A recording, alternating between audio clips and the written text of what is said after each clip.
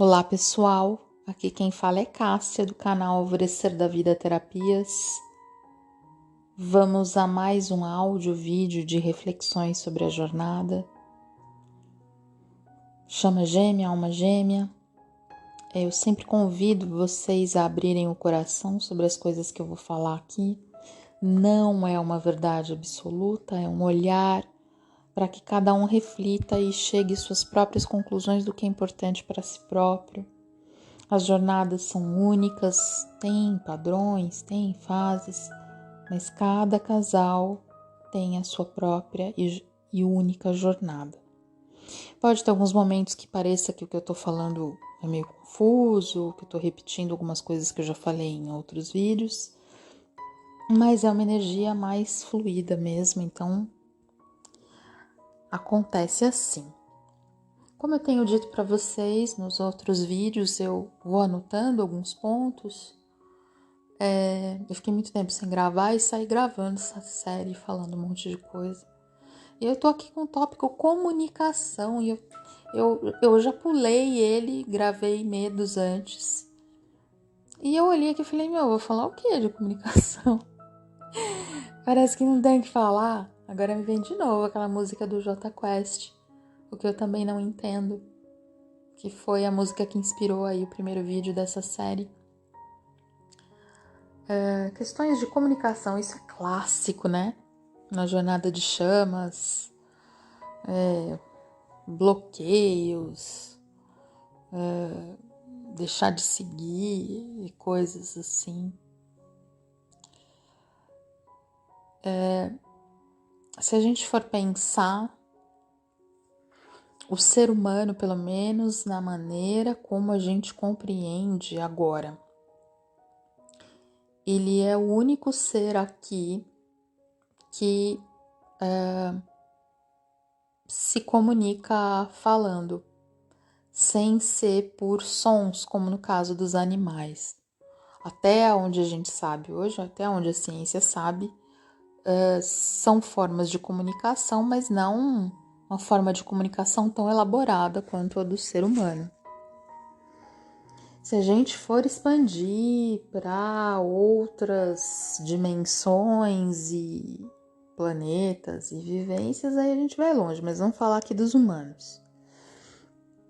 O ser humano é o único do que está aqui que tem a capacidade de falar, se comunicar, ouvir, escutar.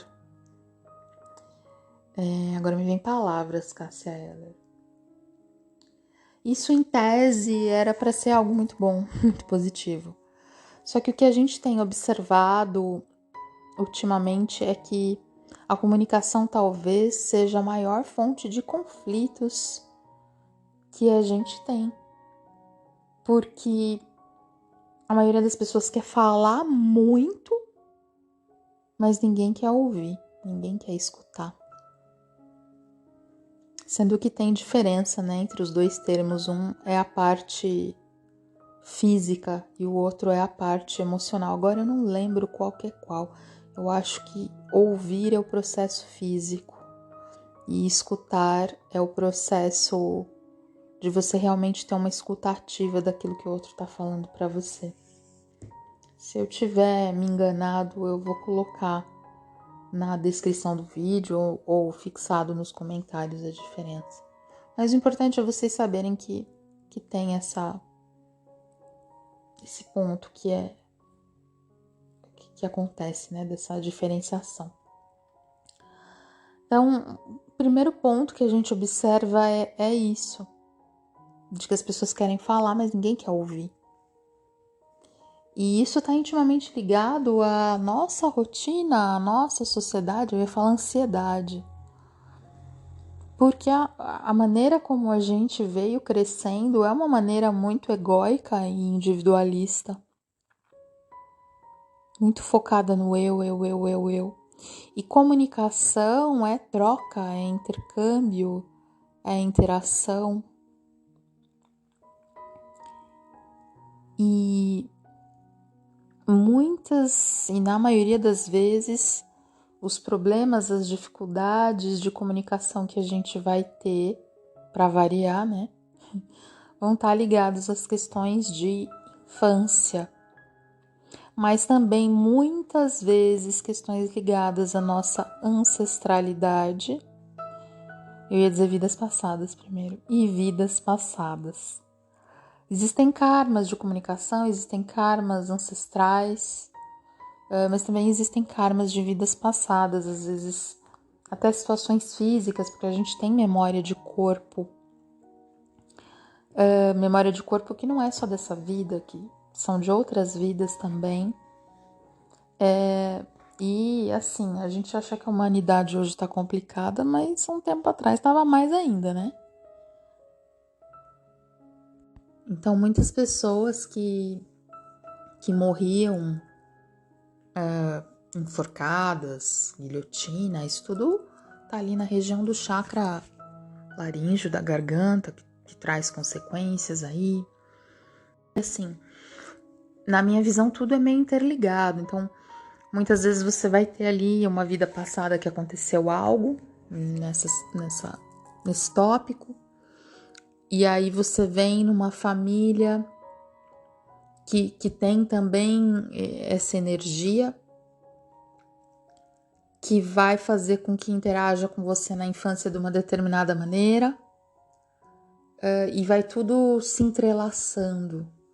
E aí quando a gente encontra, sobretudo nossa chama gêmea, isso é tudo espelhado, porque a chama ela vem para você encarar e enfrentar e curar coisas que precisam ser olhadas. Só que como o vínculo com a chama, ele é muito forte, ele é muito intenso e é muito reconfortante. O grau de compreensão, a paz, a calma, a alegria de ser ouvida pela sua contraparte é algo, pelo menos na minha vivência, assim, a pessoa, meu Deus, parece que tem meu manual. Isso ao mesmo tempo assusta, né? Então, quando tem nos espelhamentos esse corte, essa falta de comunicação, isso é muito brusco, é muito forte. E aí a gente vai embarcar em todos esses questionamentos que eu tenho trazido para vocês e que podem ir muito mais além, porque assim, hoje em dia a gente também tem essa dificuldade. Parece que é facilidade, mas também pode ser dificuldade dependendo de como a gente conduzir. A gente hoje em dia interage muito por mensagens escritas. E quando a gente lê o que foi escrito, a gente dá a entonação que a gente quiser. Então, se tiver escrito te amo, você pode ler te amo. Ou você pode ler te amo. E aí você vai...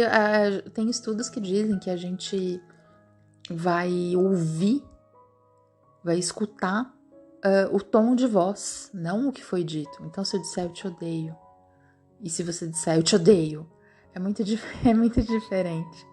E tem pessoas que falam e se comunicam, às vezes, de maneiras que não percebem o tom, a entonação que estão colocando. São extremamente reativas.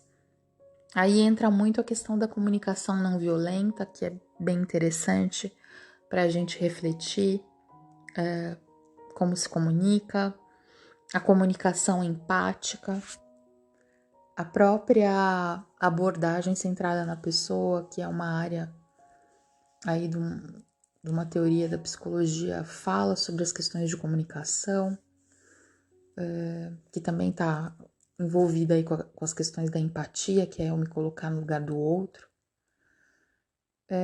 E uma das coisas, olha, eu lembrei o que eu queria falar no tema comunicação. É que às vezes a gente acha, isso quando a pessoa já está um pouquinho mais antenada, que eu preciso me colocar no lugar do outro para compreendê-lo e conversar com ele, ok. Só que muitas vezes, mesmo assim, a gente quer explicar para o outro algo do jeito que eu entendo. Eu quero que o outro entenda como eu entendo. E muitas vezes, se não sempre, a comunicação mais fluida é eu explicar para o outro do jeito que ele entende, não do jeito que eu entendo. Vou repetir. É conversar com o outro do jeito que ele entende, não do jeito que eu entendo. Então, por exemplo, se você vai conversar com um físico sobre energia, vai ser mais fácil para você conversar com ele trazendo elementos da física. Se você vai falar com um terapeuta holístico, talvez seja mais fácil você falar com ele, não em teorias da física, mas muito mais com aprofundamento nas questões